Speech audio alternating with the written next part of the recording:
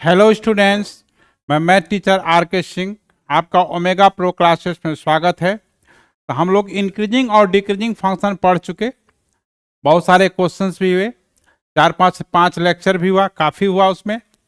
बिल्कुल ओरिजिन से शुरू किए, जीरो लेवल से शुरू किए।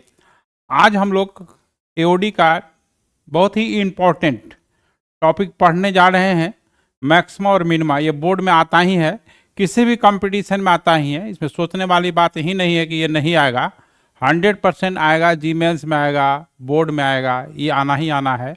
ठीक है, तो यहाँ पर मैक्सिमा मिनिमा जानने से पहले क्या क्या चीज़ जानना जरूरी है, तो देखिए। सबसे पहले क्रिटिकल पॉइंट किसको कहते हैं, इसमें कुछ वर्ड आएगा। Critical point, critical point, critical point. देखिए, क्रिटिकल पॉइंट किसी कर्व पर एक ऐसा पॉइंट है जहां से कि ग्राफ का नेचर बदलता है। नेचर बदलता है मतलब कि इंक्रीजिंग से डिक्रीजिंग होता।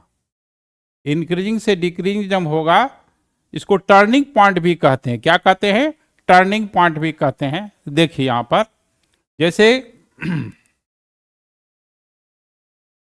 ग्राफ के थ्रू समझिए।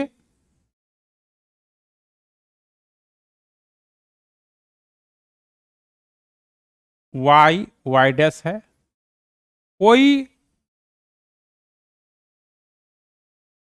कंटिन्यूअस फंक्शन है, यानी उसका ग्राफ कहीं ब्रेक नहीं करता है, कहीं ग्राफ ब्रेक नहीं करता है। ठीक है, कहीं ग्राफ ब्रेक नहीं करता है। अब देखिए यहां पर क्या है कि आपको क्रिटिकल पॉइंट समझना है। ठीक है, तो अब जो है क्रिटिकल पॉइंट जो है,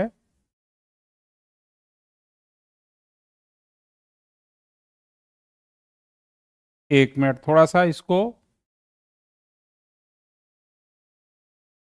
ये कर देते हैं।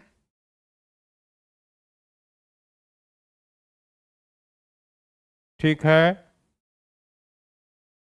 तो फिर से थोड़ा सा ढंग से खींचते हैं, है ना। तो क्लियरली नहीं खिंचाया था, देखिए।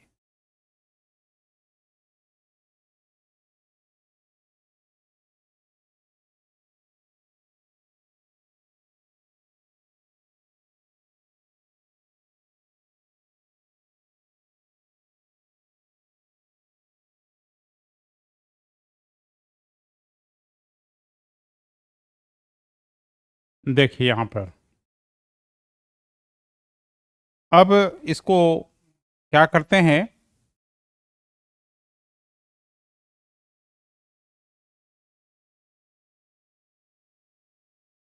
ये C1 है। ठीक है, वाइट ही कलर ठीक लग रहा है, ज़्यादा विजिबल है ना। तो इसको ऐसा करते हैं,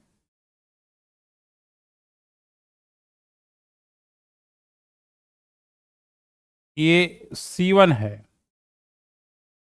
ये C2 है, ये C3 है, ये C4 है, ये C5 है। ठीक है, तो देखिए यहां पर C1 से पहले लेफ्ट इंक्रीज कर रहा है, C1 C2 के बीच में डिक्रीज कर रहा है, C2 C3 के बीच में फिर इंक्रीज कर रहा है, फिर C3 C4 के बीच में डिक्रीज कर रहा है, फिर C4 C5 के बीच में इंक्रीज कर रहा है, फिर इसमें डिक्रीज कर रहा है। इंक्रीजिंग से डिक्रीजिंग कहने का मतलब यहाँ की ग्राफ का नेचर बदल रहा है। इंक्रीजिंग से डिक्रीजिंग मतलब ग्राफ का नेचर बदल रहा है। तो देखिए, जहां जिस पॉइंट से ग्राफ का नेचर बदला, C1 के बाद बदला, फिर C2 के बाद बदला, फिर C3 के बाद बदला, फिर C4 के बाद बदला, फिर C5 के बाद बदला। अब क्रिटिकल पॉइंट पर आप अब टेंजेंट खींचिएगा, एक यूनिक टेंजेंट होगा, देखिए यूनिक टेंजेंट होगा, हाँ, जो कि एक्स एक्सिस के पैरेलल होगा। क्या होगा? एक्स एक्सिस के पैरेलल होगा। ये जो टेंजेंट है वो एक्स एक्सिस के पैरेलल है। तो आप जानते हैं कि जब कोई टेंजेंट लाइन है, जब एक्स एक्सिस के पैरेलल होगा तो उसका स्लोप 0 होगा, और स्लोप ऑफ टेंजेंट को ही, है ना, कैलकुलस में D Y by D X कहते हैं। टेंजेंट नॉर्मल में पढ़ना है बट सिलेबस में नहीं है, तो इसमें हम लोग क्या कर सकते हैं, बट थोड़ा समझने के लिए आपको ये जानना जरूरी है।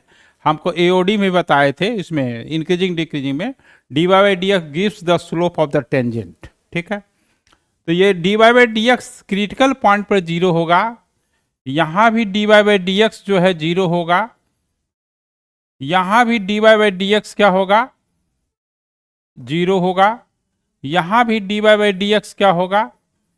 0 होगा, और यहां भी D Y by D x क्या होगा? 0 होगा। क्रिटिकल पॉइंट पर D Y by D X 0 होता है, एफ डैश एक्स 0 होता है। तो क्रिटिकल पॉइंट किसी कर्व पर एक ऐसा पॉइंट है जहां पे ग्राफ का नेचर बदलता है ना। तो क्रिटिकल पॉइंट का डिफिनेशन क्या होगा? देखिए, it is a point on the curve on the curve on the curve where the nature of graph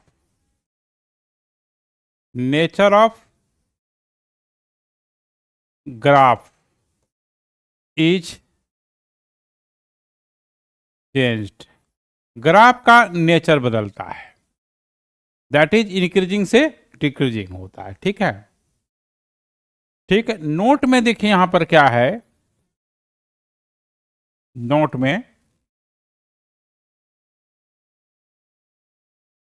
में यहां पर क्या है?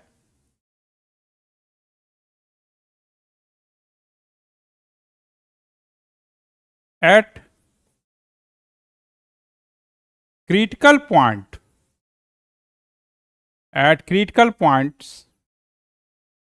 dy by dx is equal to 0। Critical point पर dy by dx क्या होगा? 0 होगा। ठीक है, दूसरा नोट पॉइंट है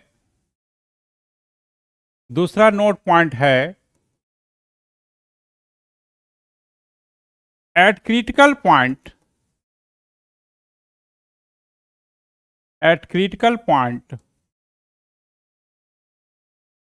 the tangent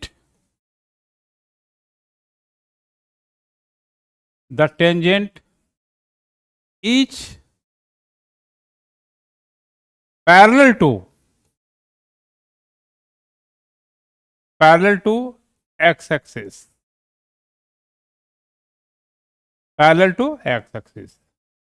तीसरा नोट पॉइंट क्या है? Critical point is also called turning point, is also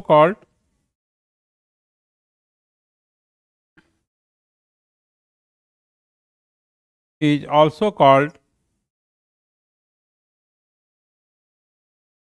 turning point. Critical point को टर्निंग पॉइंट भी कहते हैं। ठीक है, तो देखिए यहां पर पहला क्या, at critical point D Y by D x equal to 0, यानी टेंजेंट का स्लोप क्या होगा? 0 होगा।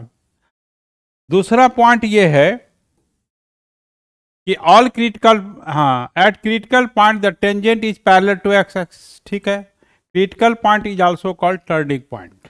ठीक है, तो ये क्रिटिकल पॉइंट समझ गए। अब हम लोग करेंगे क्या? पॉइंट ऑफ इन्फ्लेक्शन,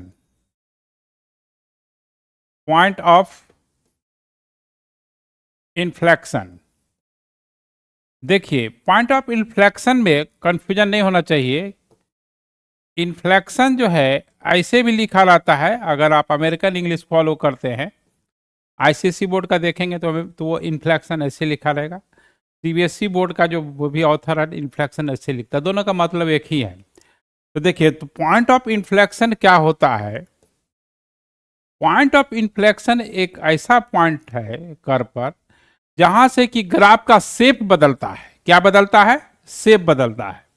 तो देखिए, point of inflection is a point, देखिए, it is a point, it is a point on the curve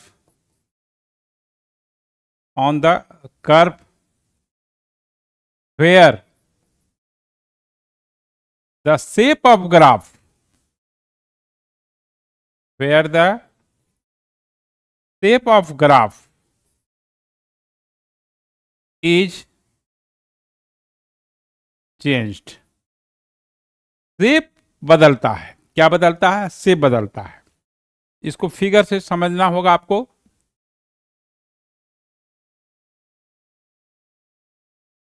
तो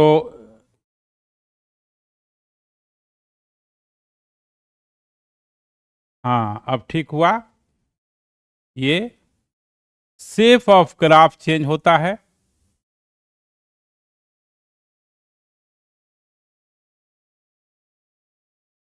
देखिए, ये इंक्रीज किया, ये भी इंक्रीज किया।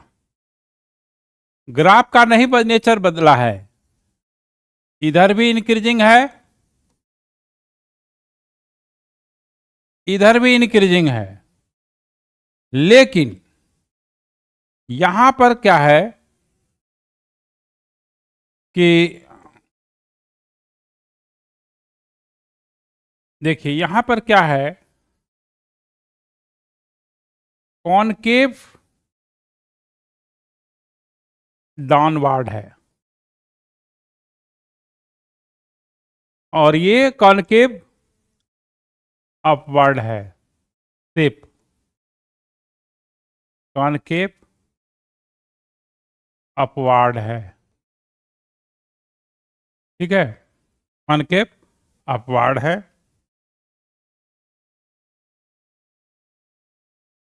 कॉनकेव अपवर्ड है। तो देखिए, ये आपका क्या है? पॉइंट ऑफ इन्फ्लेक्शन है। ये जो है आपका पॉइंट ऑफ इन्फ्लेक्शन है, पॉइंट ऑफ इन्फ्लेक्शन है। पॉइंट ऑफ इन्फ्लेक्शन पे क्या है? D Y d2 D x square equal to 0 होगा, ठीक है। पॉइंट ऑफ इन्फ्लेक्शन पर सेकंड डेरिवेटिव 0 होता है और जब d2 डी एक्स स्क्वायर, ध्यान दीजिए, d2 डी एक्स स्क्वायर अगर लेस देन 0 है तो कॉनकेव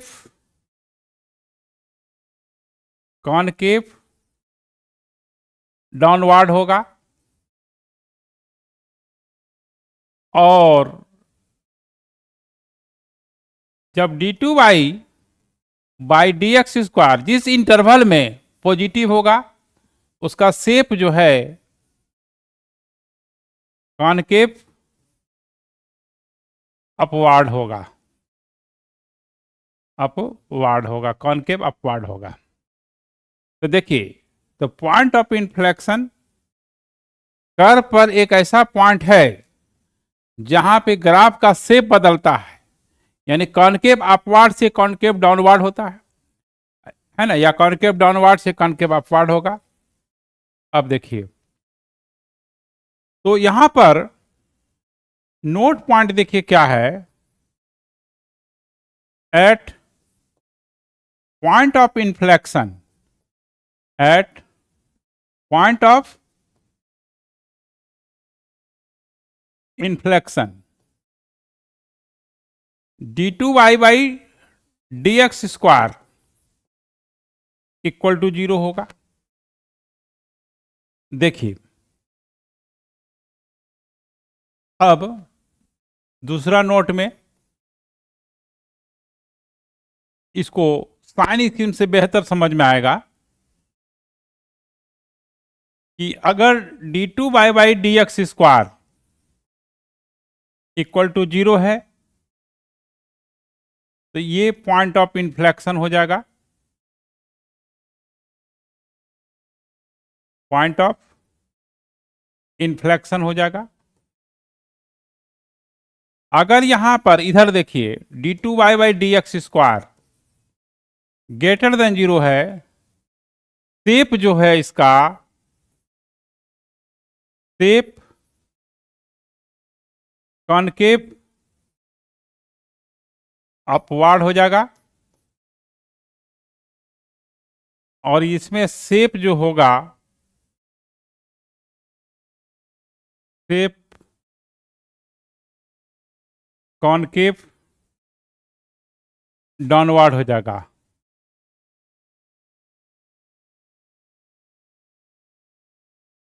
कॉनकेव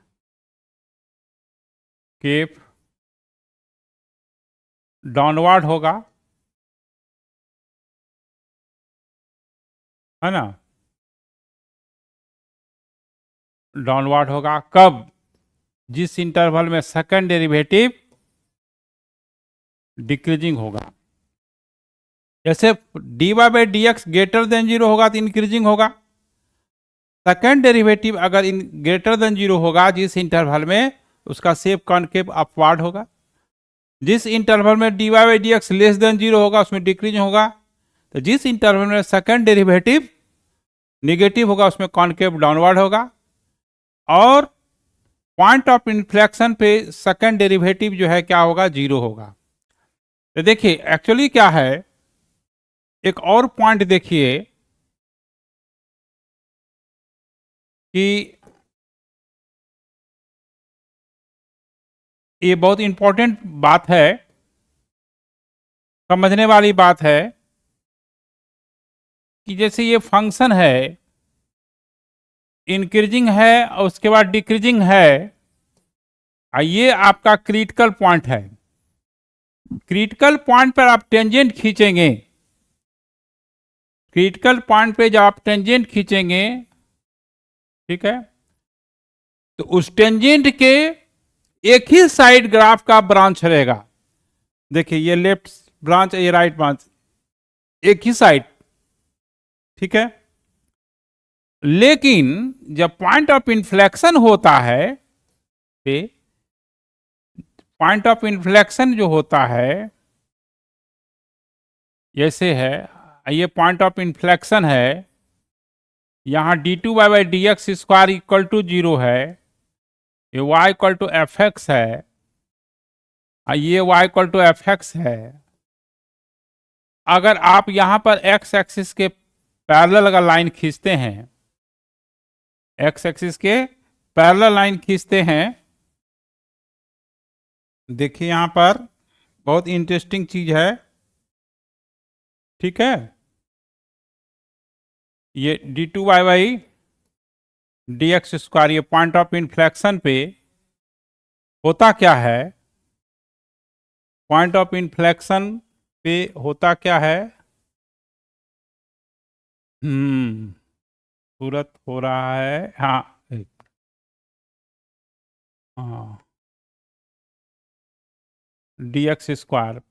तो जो ये जो है, जो आप एक्स एक्स से पैरेलल लाइन खींचे हैं, तो ग्राफ का जो ब्रांच है एक ऊपर होता है, एक नीचे होता है, अपोजिट होता है। लेकिन क्रिटिकल पॉइंट पर जो है ग्राफ का जो ब्रांच है एक ही साइड होता है, या तो ऊपर होगा या तो नीचे होगा।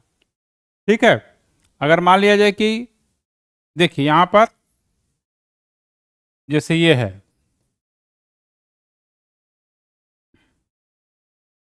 आइए ऐसे खींचे, अब ये क्रिटिकल पॉइंट हो गया। अब देखिए यहां पर एक ही साइड है, तो क्रिटिकल पॉइंट पर जब हम लोग टेंजेंट खींचते हैं, ये कोई लाइन खींचते हैं एक्स एक्सिस के पैरेलल, जो टेंजेंट होता है उसका दोनों पार्ट, दोनों ब्रांच जो है क्या सेम साइड होगा, या तो एबव होगा या तो बिलो होगा।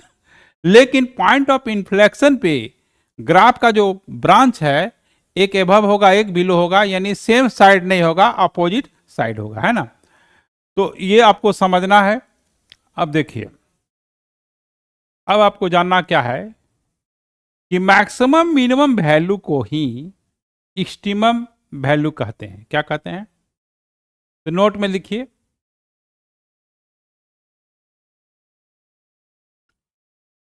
Maximum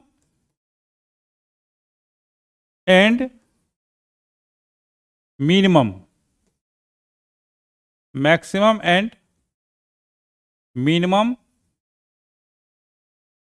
value of function is also called extremum value of function. Extremum value of function, of function, जिस पॉइंट पर मैक्सिमम और मिनिमम वैल्यू होता है, जिस पॉइंट पर मैक्सिमम मिनिमम वैल्यू होता है उस पॉइंट को एक्सट्रीमम पॉइंट भी कहते हैं, है ना। देखिए यहां पर क्या लिखना है कि the maximum and minimum points is also called extremum point, extremum points।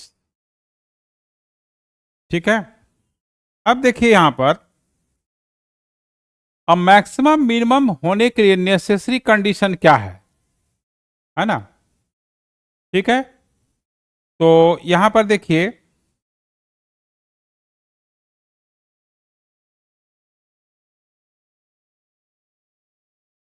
Necessary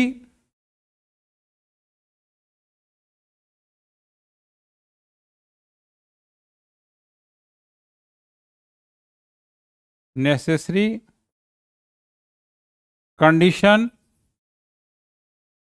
for maximum and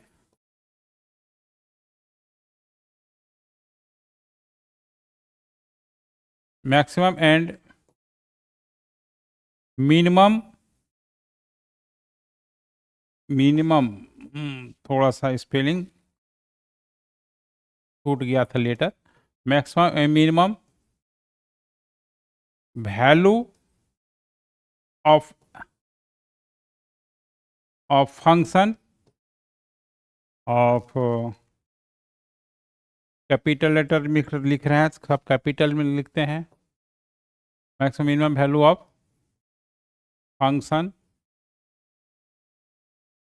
y equal to f x. जब तक कि टर्निंग पॉइंट नहीं होगा, जब तक कि टर्निंग पॉइंट नहीं होगा तो उस फंक्शन का मैक्सिमम मिनिमम वैल्यू नहीं हो सकता है।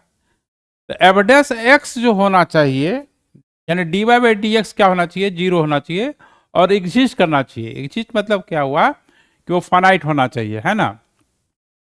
तो देखिए आगे पेज में लिखना पड़ेगा, a function y equal to f x has a maximum value and minimum value if f dash x is equal to 0, that is dy by dx is equal to 0। ये 0 होना जरूरी है। देखिए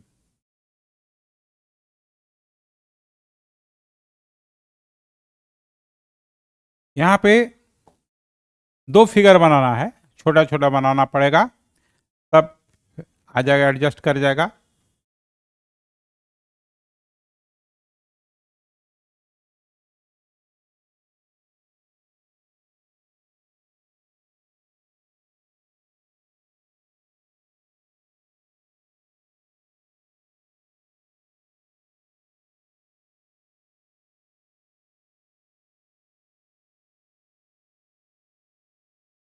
ये मैक्सिमम वैल्यू हुआ, यहाँ पर increase किया फिर डिक्रीज किया,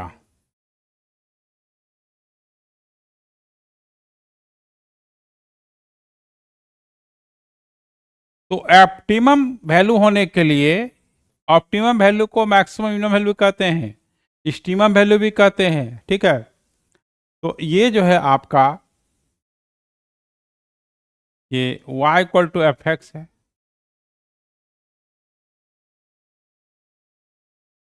ये क्रिटिकल पॉइंट हुआ, ये मिनिमम वैल्यू हुआ। तो देखिए इस पॉइंट के लेफ्ट और राइट साइड सबसे ज्यादा मैक्सिमम वैल्यू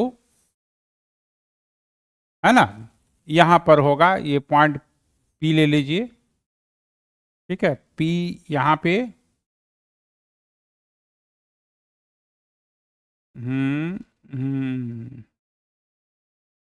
है ना, ये पॉइंट P हो गया। यहां पर C ही ले लेते हैं, ठीक है, क्रिटिकल पॉइंट है तो, है ना।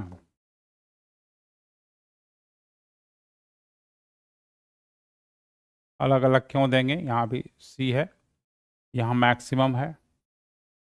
तो देखिए, तो ये C पॉइंट के लेफ्ट और राइट साइड कर्व पर कहीं भी पॉइंट है तो सबसे ज्यादा C पॉइंट पर होगा वैल्यू, और ये C के लेफ्ट राइट जो भी है तो C पॉइंट पर मिनिमम होगा, ठीक है। तो मैक्सिमम होने के लिए इन ग्राफ का नेचर क्या अच्छा होना चाहिए, इंक्रीजिंग से डिक्रीजिंग होना चाहिए और डिक्रीजिंग से इंक्रीजिंग होना चाहिए। देखिए ये डिक्रीजिंग, ये इंक्रीजिंग, तभी मैक्सिमम मिनिमम हो सकता है। तो इंक्रीजिंग से डिक्रीजिंग कब होगा, जब dy by D x equal to 0 होगा, क्योंकि वहां टेंजेंट एक्स एक्सिस के पैरेलल होना चाहिए, ठीक है। इसीलिए necessary condition for the maximum minimum value of the function is dy by D x must be equal to 0, equal to 0 होना चाहिए। चलिए अब जो है क्या करना है, तो मैक्सिमम अब ध्यान देना है, कुछ कुछ इसमें नया नया वर्ड आएगा। देखिए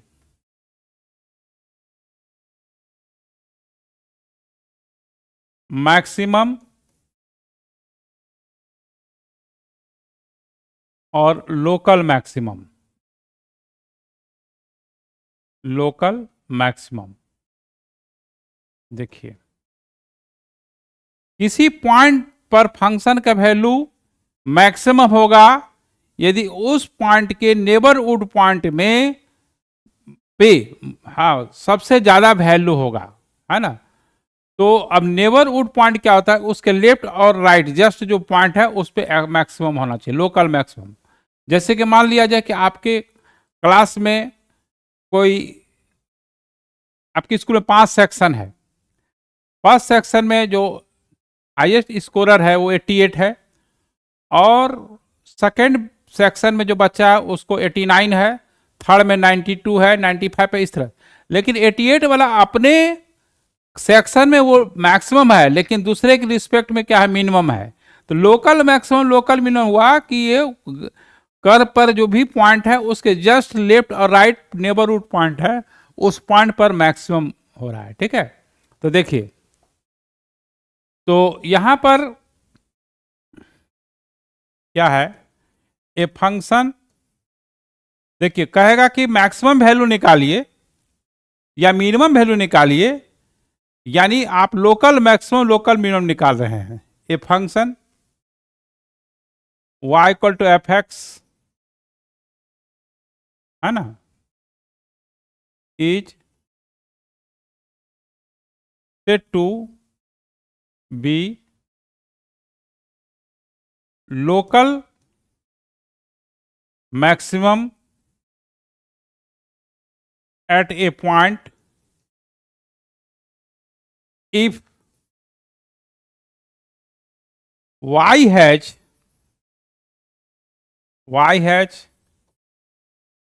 maximum value at a point, यहां पर at a point a, if y has a maximum value with respect to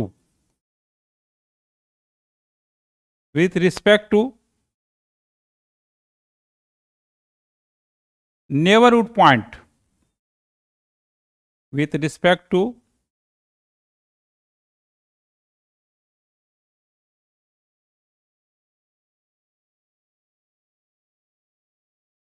neighborhood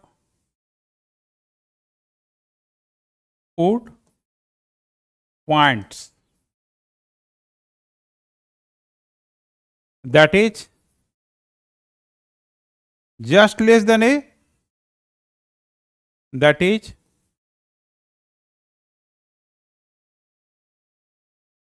just less than or just greater than a। ठीक है, तो देखिए जस्ट लेस देन और just greater में क्या है, देखिए ए पॉइंट है, इसके ठीक पहले ए माइनस एच हुआ, इसके ठीक बाद ए प्लस एच हुआ, ये आपका लेफ्ट नेबरहुड पॉइंट हुआ, लेफ्ट नेबरहुड पॉइंट, ये RNP right hand neighbourhood point हुआ। ठीक है, तो यानी a minus h a plus x के रिस्पेक्ट में उस पॉइंट पर सबसे ज्यादा होगा, है ना। कहने का मतलब ये फिगर से समझिए, ये सब फिगर वाली चीजें हैं, है ना। देखिए यहां पर क्या है कि ये है और ये है, ये क्रिटिकल पॉइंट है, ये ए कॉमा 0 हुआ, इसके ठीक पहले हाँ आपका ए माइनस एच कॉमा 0 हुआ, और ठीक बाद में, है ना, ए प्लस एच कॉमा 0 हुआ। यहां पर क्या हुआ, मैक्सिमम हुआ। देख रहे हैं वर्टिकल डिस्टेंस सबसे ज़्यादा है, इससे कम है, ये जो वर्टिकल हाइट है इधर सबसे ज़्यादा है सी पॉइंट पर, ए सी। तो ये जो है आपका,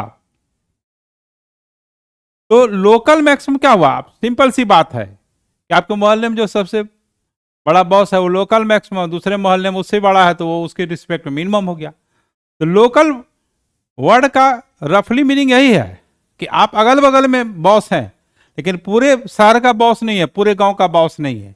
आपके अगल बगल कोई घर है उसके रिस्पेक्ट में आप बड़े हैं, बट पूरे मोहल्ले में पूरे गांव में आप बड़े नहीं हैं। लोकल मैक्सिमम लोकल मिनिमम का यही मतलब होता है।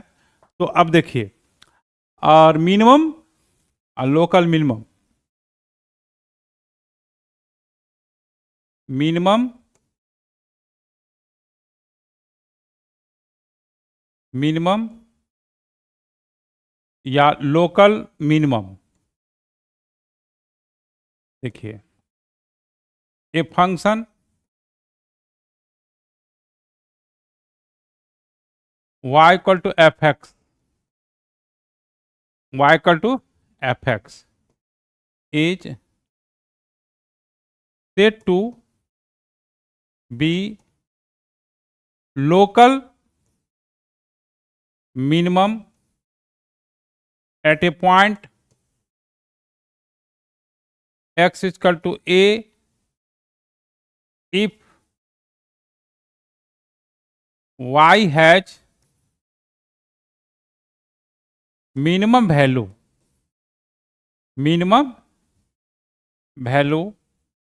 at x is equal to a। Minimum value होगा a पर, ठीक है। Minimum value at x equal to a with respect to with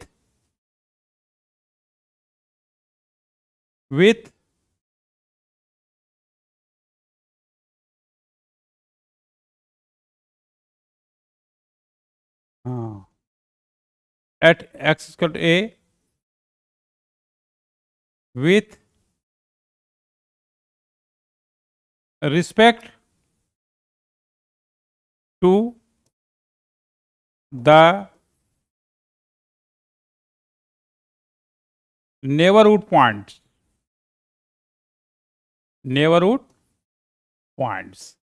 ठीक है। नेबरहुड मतलब जस्ट पहले और जस्ट बाद में जो पॉइंट है, रफली मीनिंग यही है। देखिए, क्रिटिकल पॉइंट हुआ यहां पर, इसके रिस्पेक्ट में सी पर क्या है ना, ये मिनिमम है। y equal to f x, यहां डिक्रीज, इधर इंक्रीज। देखिए ग्राफ का नेचर बदला तभी मिनिमम वैल्यू हुआ। तो मिनिमम वैल्यू होने के लिए क्या जरूरी है, मिनिमम होने के लिए क्या जरूरी है कि उस पॉइंट पर उसके रिस्पेक्ट में जस्ट लेस जस्ट ग्रेटर जो पॉइंट है, जिसको नेबरहुड पॉइंट कहते हैं, वो मिनिमम होना चाहिए। अब देखिए, अब आएगी word global maximum, global minimum, है ना। अब जो वर्ड आएगा एब्सोल्यूट मैक्सिमम, जिसको कि ग्लोबल मैक्सिमम में कहते हैं। अब जैसे देखिए, अमेरिका का राष्ट्रपति है, मान के चलिए, रूस भी हो सकता है, चाइना भी हो सकता है, हाँ। या सीधी सी बात है कि हमारे देश में जो है, जो प्रधानमंत्री है, किसी भी स्टेट का जो भी सीएम है, उससे ज्यादा पावरफुल है इंडिया के रिस्पेक्ट में, ठीक है। और इस तरह से अगर इंडिया का प्रधानमंत्री, अमेरिका का राष्ट्रपति, चाइना का प्रधानमंत्री, रसिया का प्रधानमंत्री, जापान का प्रधानमंत्री मिल जाए, अब उसमें देखना है कि सुपर बॉस कौन है। तो उस सबसे जो बॉस में जो है सबसे बड़ा है, उसमें जो सबसे बड़ा बॉस होगा वही सबसे बड़ा होगा, उसी को ग्लोबल मैक्सिमम या एब्सोल्यूट मैक्सिमम कहते हैं। और जो सबसे नीचे होगा उसको एब्सोल्यूट मिनिमम कहते हैं। तो जितना भी क्रिटिकल पॉइंट है, सब पर आपको लोकल मैक्सिमम लोकल मिनिमम को इकट्ठा करना है।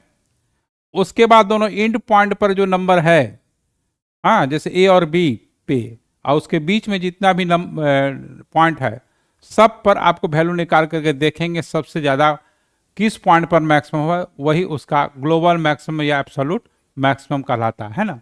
तो देखिए, a function y equal to f x, y equal to f x is said to be absolute maximum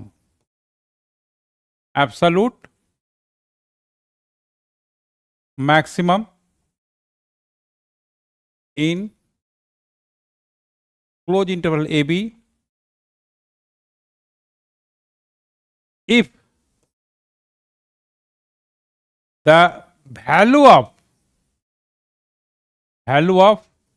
fx is maximum with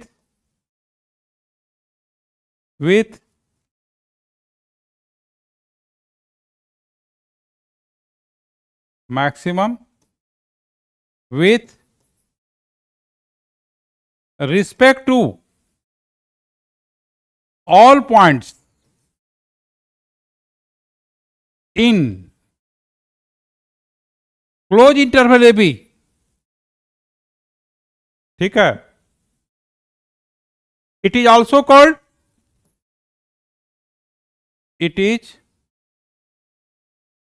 called absolute maximum. It is also called global maximum. Sorry, global maximum. Global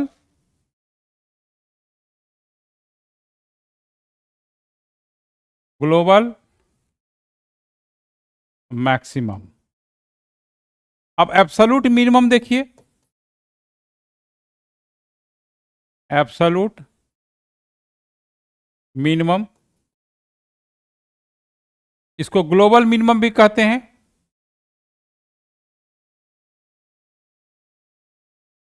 global minimum a function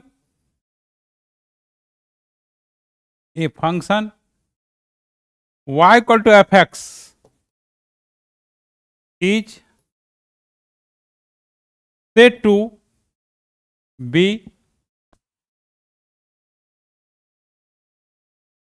absolute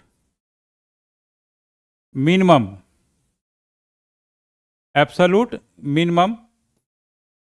in closed interval a b if the value of y equal to fx is minimum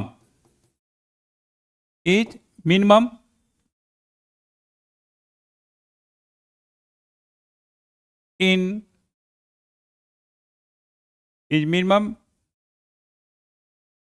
हाँ, एक minute पीछे से देखते हैं। हाँ, is minimum,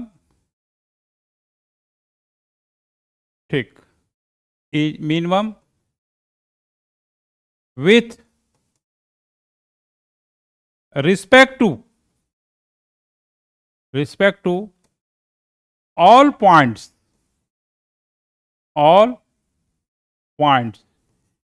in closed interval AB. It is also called global minimum.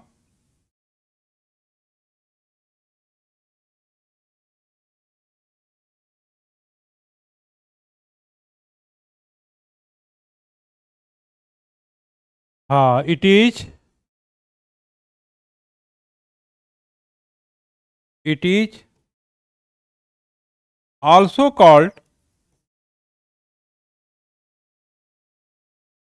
is also called global minimum. ठीक है, global minimum. तो एब्सोल्यूट मैक्सिमम, एब्सोल्यूट मिनिमम, ठीक है, तो यही हुआ। तो फिर हम लोग जो है अब कैसे मैक्सिमम मिनिमम वैल्यू निकालते हैं, है ना, कैसे मैक्सिमम मिनिमम वैल्यू निकालते हैं, हम लोग नेक्स्ट लेक्चर में उसका वर्किंग रूल पढ़ेंगे। ठीक है, चैनल को लाइक कीजिएगा, सब्सक्राइब जरूर करेंगे। जितना से जितना हो सकता है क्वालिटी बेस्ड टीचिंग आपको मिलेगा। इसका ऑफलाइन क्लासेस भी चलती है और डिस्क्रिप्शन में इसका नंबर दिया गया है। Okay, bye. कितना मिनट हुआ था?